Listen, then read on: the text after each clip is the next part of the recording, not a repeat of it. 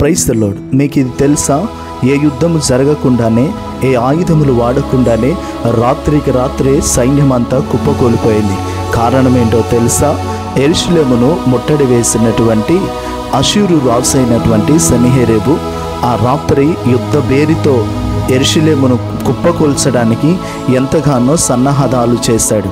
అయితే హిజ్కియా రాజు ఆ ఆలోచన విని మందిరంలోనికి ప్రవేశించి దేవుని ఎదుట మోకాళ్ళుని ప్రార్థించగా ఆ రాత్రే ప్రార్థన విన్నటువంటి దేవుడు పరలోకము నుండి దూతను పంపాడు. ఆ దూత ఒక్క రాత్రిలోనే 185,000 మంది సైన్యమును ఒక్కసారిగా హతమార్చబడింది. అక్కడ ఎటువంటి యుద్ధము జరగలేదు, ఏ ఆయుధములు వాడబడలేదు.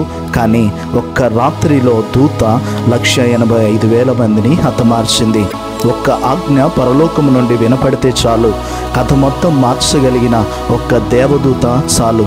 ఒక్క రాత్రే, ఒక్క ప్రార్థనే, ఒక్క దూతే దేవుని యొక్క గొప్ప కార్యము చేయడానికి ముందుకు కొనసాగింది. నా నుండి మిమ్మల్ని రక్షించగలిగిన వారు ఎవరు అన్న సన్హెరీబు రాజు తన కుమారుని చేతిలోనే చంపివేయబడ్డాడు. నా ప్రియ దేవుని బిడ్డలారా, ఒక్క ఏంజలే, ఒక్క ప్రార్థనే, ఒక్క రాత్రిలోనే సైన్యమంతా హతమార్చబడింది. కథ మొత్తం మార్చబడింది. పరిస్థితులన్నీ మారిపోయాయి. నీ జీవితంలో కూడా అట్టి కార్యములు జరుగు.